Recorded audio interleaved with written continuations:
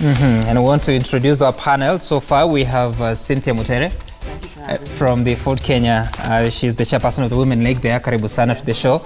And we have Jacqueline Onyango, who is the senior deputy director at the Kenya Institute of Curriculum Development. Karibu sana to the show. Thank you for having me. Indeed, and we are still expecting Beatrice Alachi, the Speaker of the Nairobi County Assembly, as well as a lecturer at the Daystar University, that is Dr. Wande Njoya, to join us to talk about the conversation about the competency-based curriculum and the latest in as far as that is concerned. But I want us to begin with something that is that will be making headlines in the next coming days, and of course will be influencing how the country is managed. And you see that on the back page of the Daily Nation, and that is to do with Census. And there's something that is developing, that no leaking of data on intersex people, enumerators who violate confidentiality agreement risk being sued. The Kenya National Bureau of Standards Director General has warned, and of course this came yesterday after it became apparent that as you get enumerated, there will be 3 categories of people or gender, that is male, female, or intersex, that will be considered in this particular exercise. We'll later on look at that story, but first I want us to listen into what Colonel Oguna, who is the spokesperson of the government spokesperson, had to say in as far as the census exercise is concerned, starting this Saturday. Lazima mtu asafiri kutoka maeneo moja hadi nyingine. Mahali ulipo utahesabiwa pale. Ni kwa sababu kwamba hata na sehemu zako kule nyumbani mahali umetoka, kuna watu ambao wa pale ambao sio wa pale watahesabiwa hapo, lakini kisha baada ya kuhesabiwa wanarudi maeneo wanamotoka. La pili ni kwamba kumekuwa na taarifa ambazo zinasema kwamba tarehe 26 itakuwa ni sikukuu. Naomba kusema kwa ujumla kwamba hakutakuwa na sikukuu. Siku hiyo itakuwa ni siku kama kawaida. Kwa hivyo Wakenya wote waamke, waende kazini kama siku nyingine na wachape kazi kama kawaida. All right, that's Colonel Oguna, of course, talking about that you do not need to travel to your political backyard or where you were born to get enumerated. Of course, we'll be talking about that. And on page 10 of the Standard, you see that UN unit hints population now at 43 million to hit 54 million next year. I don't know how that happens within 1 year, but I suppose it's based on the outcome of the population census that is expected later on. But first, I know there's a story that we have. Exactly. We want you to take a look at this story that we aired last night in regards to that aspect of intersex. Those are the 3 categories that will be there: male, female, and intersex. Of course, the government has come out and cautioned enumerators not to expose details of any people who consider themselves to be intersex. Take a look at this story. It's Mary Waithera. I am Mary Waithera, and most people wonder why is Mary wearing a suit and in this deep voice. It's because I'm an intersex person. Mary was born intersex, meaning she was born with ambiguous genitalia, gonads or reproductive organs that are ambiguous, and mixed chromosomes or hormones that are not within the typical binary of male or female.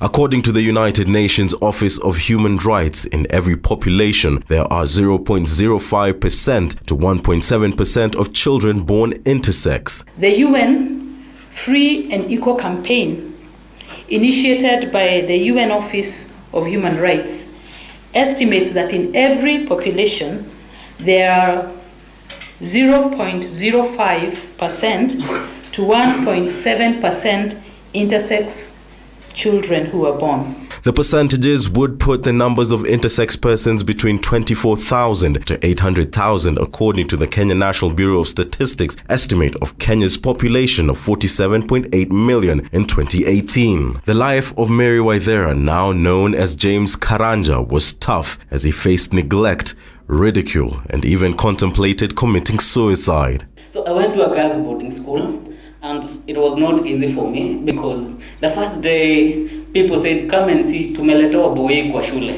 The Constitution in Article 27 protects all persons in Kenya from discrimination due to their sex or birth, among other parameters. But what Mary Waithera got was embarrassment and ridicule.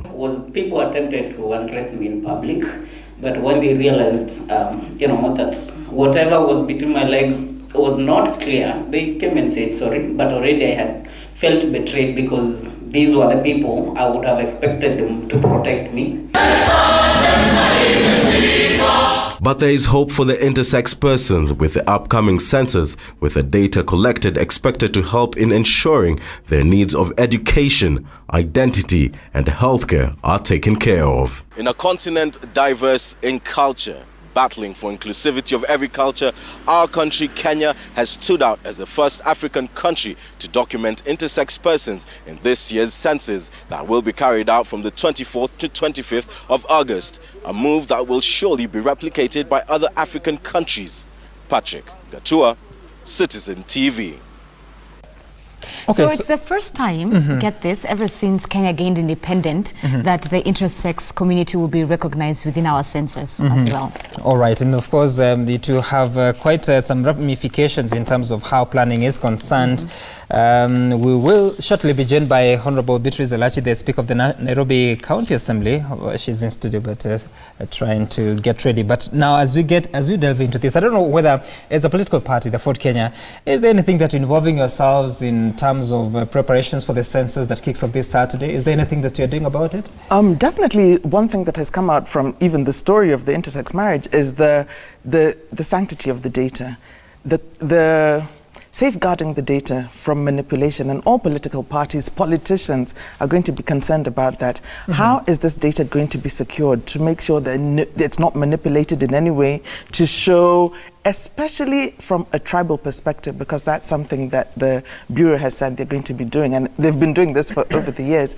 But manipulating populations, because, you know, as politicians, populations are what are used, and the numbers are used for electioneering, for galvanizing communities to vote in a certain direction, to get certain interests moved. You use those populations and you use those numbers. So safeguarding the data from the census is something that we as Ford Kenya are going to be concerned about. We are concerned about that, and we would like to hear from the Bureau just what are the safeguards that they have put in place to make sure that there's that quality assurance of the data. Right.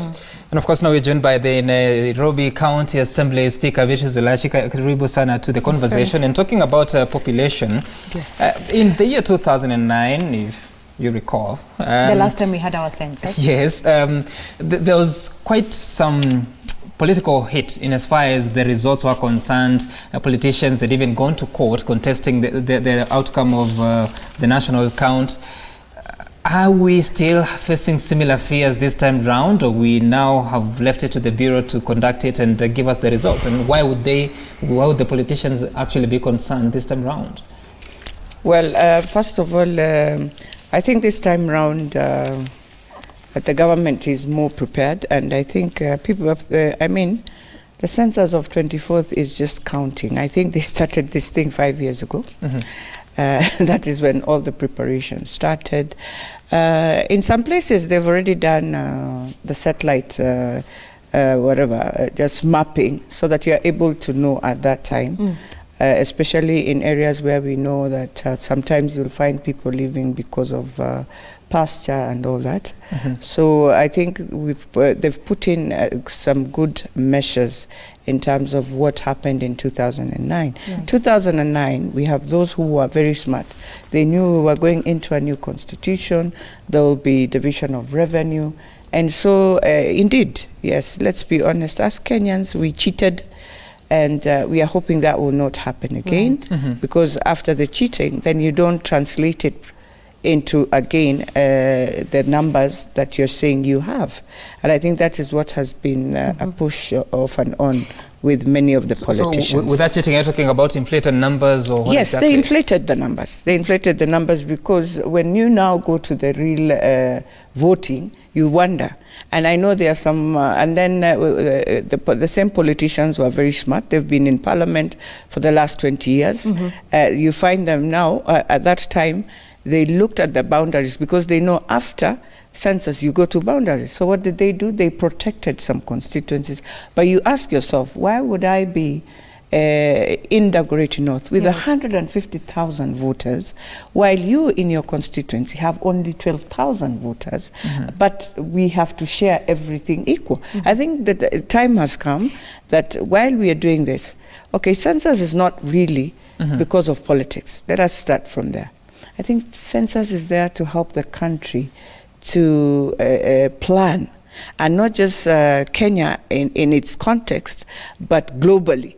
That today we are going to use the UN census way of doing counting populations, so that you're also able to give your index to the UN in terms of the SDGs and how they're going to move with Kenya within the continent.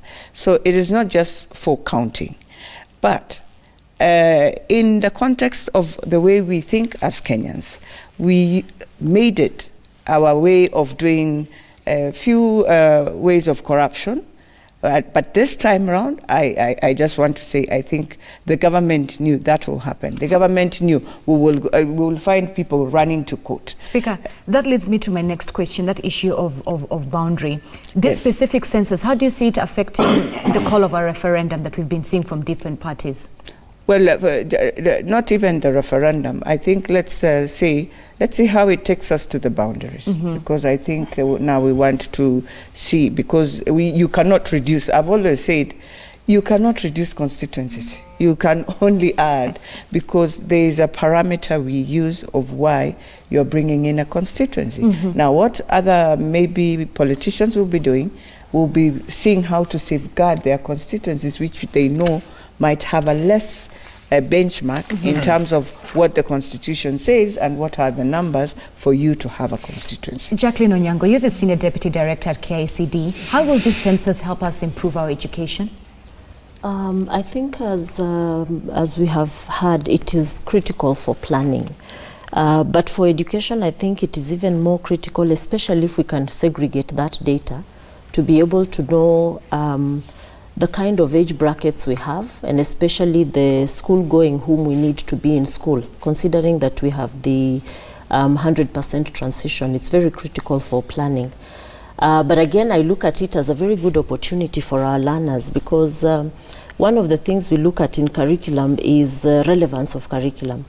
And you can never assure relevance unless it is on a day-to-day basis. So it's a wonderful opportunity for our young learners to actually see the processes that we go through as a country, and to begin to understand the role of these processes and why we are doing this, so that as they move through the system, they know that as a Kenyan, they are actually very important, and that is why we are being, the census is being taken. And, you know, ultimately they have a role as Kenyans, so that it is that individual Kenyan who really contributes to this country, because most of the time we will look at it in terms of the census is for the adults. I think that is the imagination of young people. But the census is for all of us, so that we can know just how many are we. But it goes then beyond that. So it's a very good educational opportunity for them to be able to even analyze how is the system being done, why are we doing this. Will it help when it comes to dispersing, be it funds or resources, within the education sector, but more specifically for students, for pupils who are not within the urban area, pupils in Wajir, Garissa, etc.? I think it has a role to play in terms of distribution of funding, and if we are talking of equity in education, then that becomes critical. But again, I mean, we need to move to the level where we are actually giving, distributing the resources, especially if it is funds, based on the various needs, so that equity can actually be achieved, because the standards in different places are not the same. The needs in different places are not the same. So I think as we go through this, in terms of funding, it would be a good time to start thinking, where does the need arise, so that you're able to bring all the learners, possibly schools, to almost the same plate. Yeah. Cynthia, let me rope you in as well. A lot of your colleagues have come out to say that they'll provide transport to their voters to go back home and sort of do the census from there. Is Ford doing the same thing? Certainly not. We've got Ford Kenya spread throughout the country, so you don't need to be moving anyone anywhere. Everybody just needs to be where they are and get counted. I think the primary role of this whole exercise is to just get the numbers. Once the Bureau does that, then they distribute it to various sectors. The same questions you're asking in education, we can use it in health, and I think that's why this Intersex story is just making headlines. How will the health sector be able to make provisions for that sector? Of concern is probably frontier counties, like for me, I come from Busia County, and just how that census, you heard earlier how the speaker spoke about populations that are moved. But we have migrant populations around the frontier counties. The frontiers are counties that border other countries. If you're in northeastern, if you're in Turkana, or in western. And so you would have like people who move in and out. And what happens with this data is that even with the revenue allocations, monies that come into Busia, even for the health sector, is not sufficient just for the population. If we're just going to count Kenyans, we have so many Ugandans who are coming in to receive from those resources, you see. And so how do you just stop those people? You've got relatives, you've got intermarriages, and so just how to manage those kind of populations around there. Are and you just for how the review of reviewing our constituencies, our borders? Are you for that? Because it seems to be a talking point, not only for census, but even matters referendum. The question of reviewing our borders always comes up. Absolutely, but not in terms of collapsing wards and constituencies, but in just seeing just how we can, because it's something that is very thorny. I think it was about 3 weeks ago that the media actually brought out the issue of maybe some 27 or 30 constituencies are going to be merged. And one of the things is that my constituency where I come from, Budalangi, is suggested to be merged with the neighboring constituency. Merging communities, merging people who have had those boundaries for over the years, it's going to be one tall order to do. Unless you're going to be merging new ones that were created just before the Constitution. But the ones like Budalangi, it's always been there. We've got islands that our foreign affairs needs to secure, that our neighboring country, Uganda, lays stake of. And we know very well that the populations there actually belong to the Manyala people in Budalangi. Kenyans. And if the census, I know they've made provisions to have people going out to the islands to count and to make sure that all that data comes in. It's going to be very important that we have that correct percentage of people that are counted so that we know that the resources that are coming to this constituencies are for this constituency, and then there's no need for it to be merged with another constituency to make the numbers, because the numbers are out there. The numbers are in the islands. The numbers are in other places where maybe they've gone out to work, they've come into the city, they've gone out to universities in Eldoret or in Nakuru in the Rift Valley. And so it is important that you do keep the boundaries as they were originally. And if you're going to use those numbers to merge constituencies and wards, it will have to be the ones that completely do not make the threshold. Because we know when we were doing that IEBC and the boundaries review, when was that? Some 10 years ago, I think, when we were coming into devolution. There was a little bit of manipulation. But what do you do in northeastern? Yeah, what do you do where there's vast lands? The geography is so vast, but then the populations are in town centers. Then what do you do with that? Because then, if like every constituency, and I think the example that Speaker was giving of like every constituency is getting 100 million for CDF, and I'd give the example of maybe Kibra, where the late Ken Okoth was really highly applauded for having done such wonderful work with his schools and all. With 100 million for 10 or 15 schools, of course it's possible. But if you're in a constituency where you have 100 schools with the same 100 million, then you're only giving, it becomes challenging. So you do see the disparity of those numbers. All right, and of course you see that attached to the Daily Nation is my government. Your weekly review, they are giving statistics on what will be happening. This is according to the Director General Zekri Mwangi, who says that there will be 164,000 enumerators will be working on this. Enumerators and supervisors, they have been engaged and are currently undergoing rigorous training ahead of the start of that national count that begins on Saturday night and ends on the 31st of August. So you'll be sure to follow the reports that we'll be bringing you on Citizen TV to give you the latest. And as far as that is concerned, if you have any queries or questions that you may want to pose to those that are organizing it, then you can send us your queries on 2242 or Twitter as Citizen TV Kenya, Tsamgi Tuku, Zinzi_K. The hashtag to use is Daybreak. But we now now want to take a short break. When we return, we'll be talking about what has been happening in the political front with the women leaders. Of course, we've seen some rallies disrupted in Nyeri, a rally belonging or rather hosted by Inua Mama formation. We've also seen the Embrace team doing their trips. We see Beatrice Elachi here will be talking about that and what the agenda is for these two groupings. Back in a moment.